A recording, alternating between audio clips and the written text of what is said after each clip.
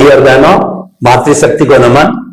हमें बड़ा आनंद आ रहा है, ज्ञान की वर्षा हो रही है, क्योंकि जो अनुभव वाणी होती है वह हमारे को झंकृत करती है, वो हमारे हृदय तक, आत्मा तक पहुंचती है, क्योंकि वो अनुभव से निकली होती है। आत्मा का आत्मा से जब संप्रेषण होता है तब वो अनुभव वाणी एक अपना परमानेंट स्थान ले लेती है। और आप तो कई जन्मों से अनुभव करते करते हमारे भाग्य से हमको उपलब्ध हुए हैं और हम उसका आनंद ले रहे हैं, रसास्वादन ले रहे हैं। स्वामी जी, आपके प्रति सभी श्रोताओं की तरफ से बहुत बहुत कृतज्ञता। जय सच्चिदानंद। जय सच्चिदानंद। स्वामी जी, हम ज्ञान, अज्ञान और विज्ञान की चर्चा कर रहे थे। उसमें एक विषय आया कि ये सारा काम जो मेन एग्जीक्यूटिव बॉडी है, जो सारा कुछ करने वाला है, वह प्रतिष्ठित आत्मा है। और प्रतिष्ठित आत्मा आपकी कहिए, दादा भगवान की कहिए, अकल विज्ञान की कहिए, एक विशेष खोज है। क्योंकि मैंने भी जो है बहुत से दर्शनों को पढ़ा है, कहीं प्रतिष्ठित आत्मा शब्द नहीं मिला, वो दादा भगवान आपके माध्यम से मिला और बहुत सुंदर उसकी व्याख्या भी है।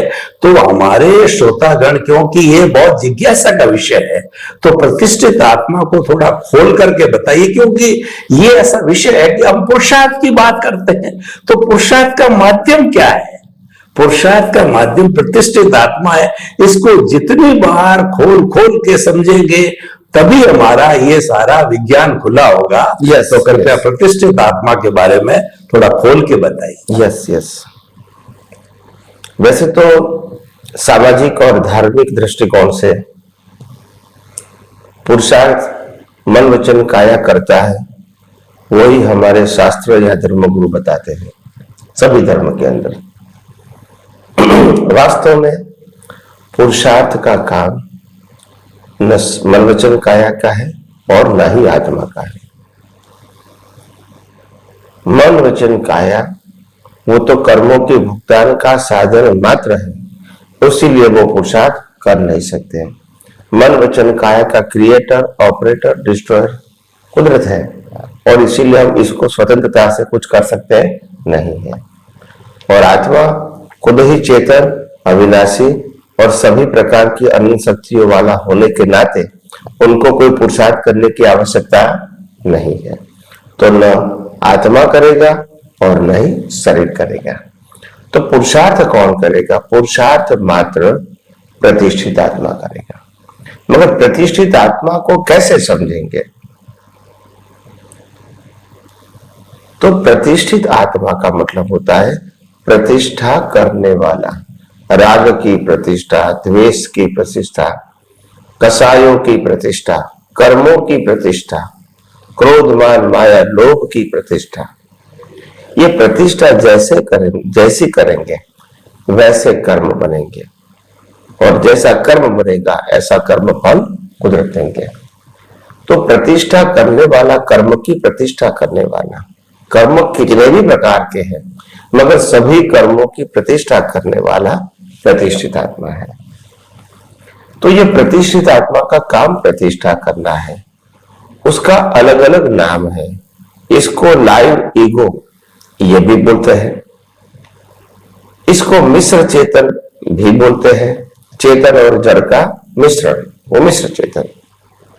चेतन का पावर और जड़ का अवस्था के अंदर से अट्रैक्शन हुआ है राग द्वेष का, तो दोनों को मिला के तो वो मिश्र चेतन हो गया। फिर ज्ञानी पुरुष दादा भगवान ने उसको बाबा भी बताया। और ये लाइव ईगो का मतलब होता है अस्तित्व का भान, मैं हूं। ये सभी जीवों के अंदर है, मगर मैं क्या हूं, ये सबसे बड़ा प्रश्न है। मैं हूं ऐसा तो सबको मालूम है, मगर मैं क्या हूं वो समझ में नहीं आता है। और इसीलिए उनके पास जो मैं क्या हूं उसका जो ज्ञान और दर्शन है, उसके मुताबिक वो पुरुषार्थ करता है, उसको कहते हैं प्रतिष्ठा करता है। और जैसी अभी प्रतिष्ठा करेंगे वो ऐसे ऐसे बीज बनता रहेगा, और बीज का ढेर बनता रहेगा, और सभी बीजों का ढेर जो बनेगा पूरी लाइफ में, कंटिन्यू काट दे। सभी पूरी लाइफ में जो ये ढेर बनेगा कर्म बनने का, वो जो ढेर है उसको बंच ऑफ कर्म कहेंगे।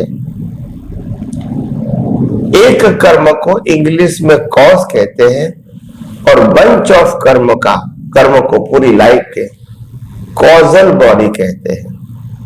वो कॉजल बॉडी प्रतिष्ठित आत्मा ने बनाई। वो कॉजल बॉडी के आधार से कुदरत तय करता है कि ये कॉजल बॉडी को भुगतान करने के लिए किस प्रकार का इफेक्ट बॉडी उनको दो।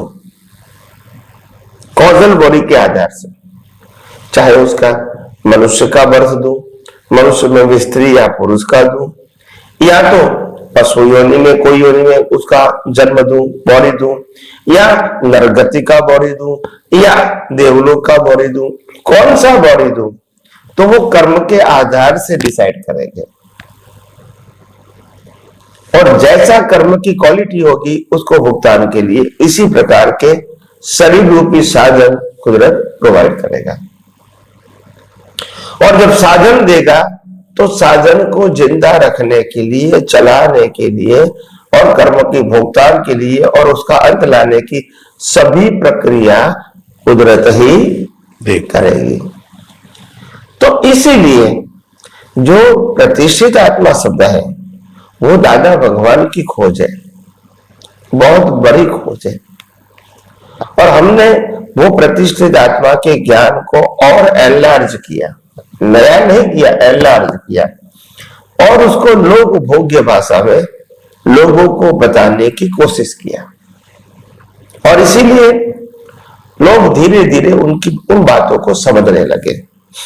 मैंने बहुत सारा प्रतिष्ठित आत्मा के बारे में कहा कि प्रतिष्ठित आत्मा जब तक अज्ञान रहेगा, जब तक पुरुषार्थ रहेगा, तब तक प्रतिष्ठित आत्मा रहेगा। अगर अज्ञान खत्म हो गया तो पुरुषार्थ खत्म हो गया, तो फिर प्रतिष्ठित आत्मा लाइव नहीं रहेगा। तो यह सिद्धांत हो गया। मगर हमने दो प्रतिष्ठित आत्मा की बात कही, चार्ज और डिस्चार्ज। चार्ज प्रतिष्ठित आत्मा जो इस वर्ष में चार्ज करता हूं कर्म, प्रतिष्ठा करते करते एक एक करके कर्म चार्ज करता हूं, और पूरी लाइफ के बंच ऑफ कर्म जो होते हैं जिसको हम कॉजल बॉडी बोलते हैं। तो जो कॉजल बॉडी है, कॉजल बॉडी का मतलब कारण शरीर, वो कॉजल बॉडी प्रतिष्ठित आत्मा बनाती है। और वो कैसे बनाती है? उनके पास जो ज्ञान दर्शन है वो ज्ञान दर्शन का अवस्था में उपयोग करके अपने बिलीफ के माध्यम से वो नए कॉज बनाते हैं। जैसे अगर प्रकृति चोरी करती है तो कॉजल बॉडी के अंदर अगर चोरी करना उसको सही लगता है तो वो कहेगा चोरी करेंगे, इसमें क्या तकलीफ है, घर तो चलता है अपना। तो वो चोरी करता है और कॉज भी डालता है चोरी करने का। दूसरा कोई व्यक्ति है वो भी चोरी करता है, वो उनको लगता है, उनके ज्ञान में ऐसा है कि चोरी नहीं करना चाहिए, ये गलत रास्ता है, किसी को दुख पहुंचाने का रास्ता है, ये मानवता का रास्ता नहीं है। तो वो क्या कहेंगे, चोरी करेंगे और भाव करेंगे कि हे परमात्मा मैं ऐसी चोरी नहीं करूं, ऐसी आप मेरे को संयोग और शक्ति दो। तो ये कॉज बन गए। तो यानी कॉज का मतलब होता है वर्तमान ज्ञान दर्शन जो है उसका उपयोग से कॉज बनता है, सिर्फ अवस्था से नहीं। दूसरी बात, तो ये कॉज इफेक्ट की मैंने बात कहा, आध्यात्म विज्ञान उससे ऊपर है। आध्यात्म विज्ञान कहता है अगर प्रकृति चोरी करती है या दान देती है, हमको प्रकृति से ही मुक्त रहना है और प्रकृति की हर अवस्था और क्रिया को कुदरती रचना ही देखना है, अच्छा बुरा नहीं देखना है। क्योंकि अच्छा बुरा ही द्वंद्व है और द्वंद्व से ही संसार खड़ा भी होता है और चालू भी रहता है। हमको प्रकृति को अच्छा नहीं करना है, प्रकृति को बिगाड़ना नहीं है, हमको प्रकृति से मुक्त रहना है।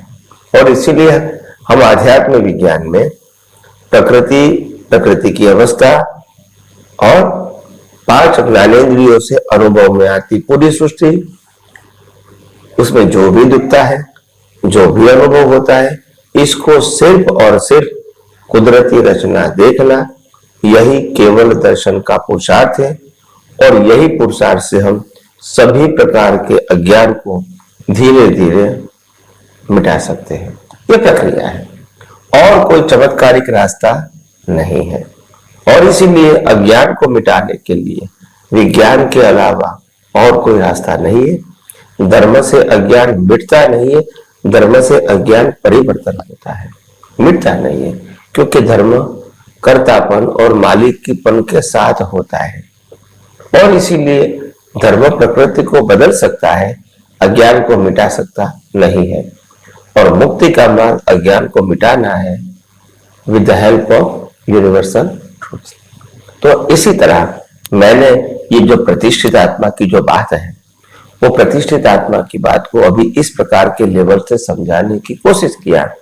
उसमें 2 प्रकार के प्रतिष्ठित आत्मा है, एक चार्ज प्रतिष्ठित आत्मा, दूसरा डिस्चार्ज प्रतिष्ठित आत्मा।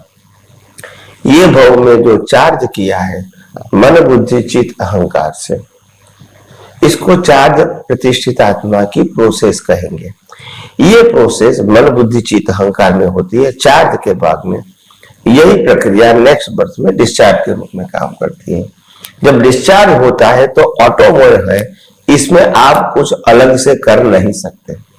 वो संजोग के मुताबिक जो विचार चाहिए, बुद्धि चाहिए, अहंकार चाहिए, चित्त चाहिए, मन चाहिए, ये सब कुछ आप अवस्था के साथ जुड़ा हुआ लेकर ही आए और वो उपयोग होता ही रहेगा, क्योंकि वो को रिलेटेड है।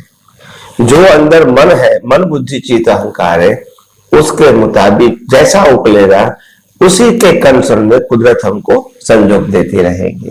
और शादी करना है तो दीक्षा का विचार नहीं देगी, और दीक्षा लेना है तो शादी करने का विचार नहीं देगी, दोनों साथ में नहीं देंगे। तो इसीलिए कुदरत आपने जो चार्ज किया है प्रतिष्ठित आत्मा में, मन बुद्धि चित्त और अहंकार की अंदर प्रोसेस किया है, यह चार्ज की प्रोसेस सेम नेक्स्ट बर्थ में डिस्चार्ज के फॉर्म में काम करती है। तो डिस्चार्ज में कोई मेहनत नहीं है, और डिस्चार्ज के अनुरूप रिजल्ट देना, स्पीच और एक्शन के संयोग देना, वो कुदरती रचना है। आप समझे? शरीर तो स्पीकर है और शरीर सफरर है, और शरीर के अंदर मन बुद्धि चित्त अहंकार डिस्चार्ज के रूप में प्रोसेस करता है, वो भी ऑटोमोड है। मगर सेंटर पॉइंट में पुरुषार्थ लाइव प्रतिष्ठित आत्मा करता है। उनके पास जो ज्ञान दर्शन है उसमें 3 प्रकार की बातें हैं। पिछले अवतार का डेवलपमेंट भी पुरुषार्थ में काम आएगा, वर्तमान संयोग भी काम आएगा, और वर्तमान ज्ञान दर्शन है वो भी आप संयोग और वर्तमान में जो ज्ञान दर्शन नया पाया है वो भी आपको पुरुषार्थ में सहायक हो सकता है। 3 चीजें, पिछले अवतार का डेवलपमेंट, वर्तमान संयोग, और ये अवतार में मिला ज्ञान दर्शन, वो भी आपको पुरुषार्थ में सहायक मिलता है। और जो मैकेनिकल भाग है वो तो चलता ही रहेगा, उसमें हमको कुछ करना नहीं है। तो इसीलिए आगे आगे हम ये आध्यात्म विज्ञान के अंदर प्रतिष्ठित आत्मा 2 प्रकार का है, लाइव और मैकेनिकल, वो भी अलग अलग समय पे उसका उत्तर और बारीकाई से देते रहेंगे। स्वामी जी, आपका बहुत बहुत धन्यवाद। आपने गूढ़ जो विषय है प्रतिष्ठित आत्मा, इसको बहुत सरल शब्दों में बताया कि प्रतिष्ठा करने वाली आत्मा का नाम प्रतिष्ठित आत्मा है। और वो 2 तरह की है, एक तो चार्ज प्रतिष्ठित आत्मा, डिस्चार्ज प्रतिष्ठित आत्मा। चार्ज प्रतिष्ठित आत्मा में पिछले जन्म का ज्ञान दर्शन, इस जन्म का ज्ञान दर्शन यानी पिछला डेवलपमेंट, इंटरेस्ट, संयोग सभी मिलकर के और फिर नया भाव बनकर के नई कॉजल बॉडी बनती। पूरी प्रक्रिया आपने स्टार्ट से एंड पे बताई। स्वामी जी, ये आपने बताया कि मैकेनिकल चीज है वो तो ऑटो मोड से चलती रहती है। यस। और जो प्रतिष्ठा के अंदर जब उस मैकेनिकल जो चल रहा है उसके साथ में हम जुड़ करके या मुक्त रह करके, दोनों ऑप्शन हमारे पास में है, तो उसके आधार पर भी हमारे जो भाव बनते हैं, तो भाव और विचार, क्योंकि विचार तो हमारे दिमाग में 24 आवर चलते रहते हैं और हर इंसान विचार को तो जानता है, अनुभव करता है, लेकिन भाव क्या होते हैं वह उसके समझ में नहीं आता है। अच्छे अच्छे लोगों को अंतर मालूम नहीं है भाव और विचार का, जबकि वो बहुत इंपॉर्टेंट चीज है। हालांकि भाव से विचार बनता है, तो हमें कृपया आप जो है भाव और विचार को थोड़ा खोल करके बताइए कि किस तरीके से भाव करने से फिर विचार बनते हैं। स्पीच एक्शन की जो आप बात करते हैं, तो वो सारा आप थोड़ा इसको और भाव और विचार को खोल के बताइए। जी, सबसे बड़ी बात यह है कि विचार जो है और भाव वास्तव में दोनों अलग चीज है। विचार मन का स्वभाव है और वो मन मैकेनिकल लेकर आए तो विचार चलते ही रहेंगे, हम करें या ना करें वो चलता रहेगा। कुछ भी नहीं करेंगे और कोई काम करता रहेगा तो भी विचार चलते रहेंगे। हमने सोने की इच्छा जाहिर किया तो भी विचार चलते रहेंगे। हमको हम कहेंगे कि ये इस प्रकार के विचार नहीं करने हैं तो भी आते रहेंगे। यानी विचार जो है वो हमारे हाथ में नहीं है, वो डिस्चार्ज मन के साथ जुड़ा है। जो चार्ज किया है तो डिस्चार्ज होता ही रहेगा। भाव का मतलब होता है आज का डेवलपमेंट, संयोग और आज का ज्ञान दर्शन का उपयोग करके आप जो नया मन बनाते हैं, बुद्धि चित्त अहंकार की प्रोसेस करते हैं, वो आध्यात्मिक परिभाषा में उसको भाव मन बोलते हैं। और जो मैकेनिकल है इसको द्रव्य मन बोलते हैं। तो द्रव्य का मतलब होता है परिणाम स्वरूप, भाव का मतलब होता है पुरुषार्थ या चार्ज स्वरूप। तो इसीलिए ये जो मन है वो मन अपने आप नया नया चार्जिंग करता है, संयोगों के अधीन और ज्ञान दर्शन के अधीन। हर चार्जिंग के समय बाहर के संयोग होना ही चाहिए वो जरूरी नहीं है, मगर अंदर का जो आशय है, इंटेंशन, जो ज्ञान दर्शन है, वो तो वही का वही रहेगा पुरुषार्थ में। तो इंपॉर्टेंट ये है कि आपका ज्ञान दर्शन क्या है, आपका आशय क्या है। अगर बाहर संयोग नहीं होंगे तो भी आप कर्मचार्य कर सकते हैं। कर्मचार्य करने की प्रक्रिया स्वतंत्र है, संयोग के मुताबिक भी कर सकते हैं और बाह्य संयोग के बिना भी भाव कर सकते हैं। इन शॉर्ट भाव करने का काम लाइव प्रतिष्ठित आत्मा का है और उसमें जो ज्ञान दर्शन है उसका उपयोग करता ही रहेगा। जैसे मैं घर पे आके खाना खा के मैं सो गया हूं, अभी मेरा शरीर तो कुछ बोलता नहीं है और नहीं कुछ फिजिकल क्रिया करता है, फिर भी मैं भाव कर सकता हूं। अंदर की प्रोसेस से मैं राग कर सकता हूं, द्वेष कर सकता हूं, या तो मन वचन काया और उसकी अवस्थाओं से अलग भी रह सकता हूं। यानी बाहर की क्रिया है तो ही भाव कर सकते हैं ऐसे कोई जरूरी बात नहीं है। क्रिया भाव करने में सहायक भी बन सकती है या तो बिना क्रिया भी भाव कर सकते हैं। तो इसीलिए कोई भी चीज मैकेनिकल में कंपल्सरी नहीं है। मैकेनिकल तो अपना होता ही रहेगा क्योंकि हमको उसमें कुछ करना ही नहीं है। तो मगर जहां पुरुषार्थ की बात आती है, इंटेंशन की बात आती है, नए कॉज की बात आती है, नए सर्जन की बात आती है, आप खुद उसमें इन्वॉल्व नहीं होगे with your intention and with your interest and with your ज्ञान दर्शन, उसके अलावा कर्म कैसे बनेंगे? क्योंकि आपको ही तो वो भुगतान करना है। तो अगर आपकी सिग्नेचर नहीं होगी तो सफरिंग कैसे आएगा? और सिग्नेचर का मतलब होता है यू हैव टू अटैच।